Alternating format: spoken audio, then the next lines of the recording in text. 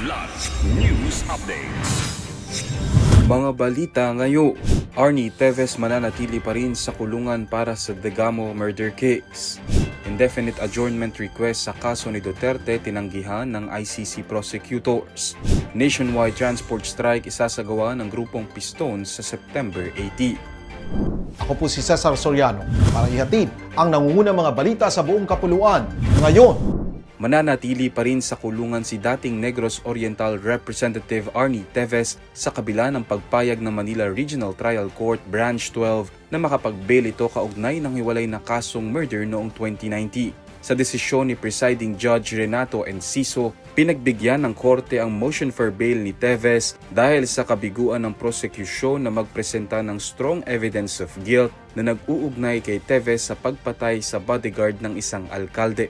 Nakapag-post na ng 120,000 pesos na bail ang kampo ni Teves. Gayunpaman, mananatili pa rin ito sa kulungan dahil sa pending multiple murder charges, kabilang ang pagpatay kay dating Negros Oriental Governor Roel Degamo at siyam na iba pa noong 2023.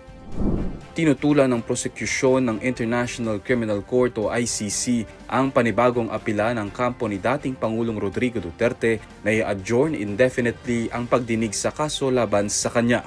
Ayon sa prosecution team, hindi na maaaring pagbigyan pa ang nasabing request, lalo pa at nagsimula na sila sa pakikipag-ugnayan sa kanilang sariling mga eksperto para tukuyin ang kondisyon ni Duterte kung kaya nitong makilahok sa pre-trial proceedings at paglilitis.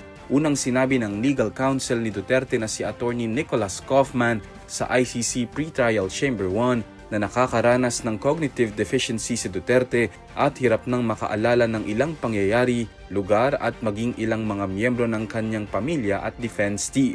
Kinontra din ng prosecutors ang panibagong hiling ni Duterte na interim release sa dahilang mahalaga pa rin ang patuloy na pagdetine sa dating Pangulo. Magdaraos ng kilos protesta at transport strike ang grupong Piston sa Setyembre 18 bilang pagbatikos sa korupsyon sa Department of Public Works and Highways o DPWH.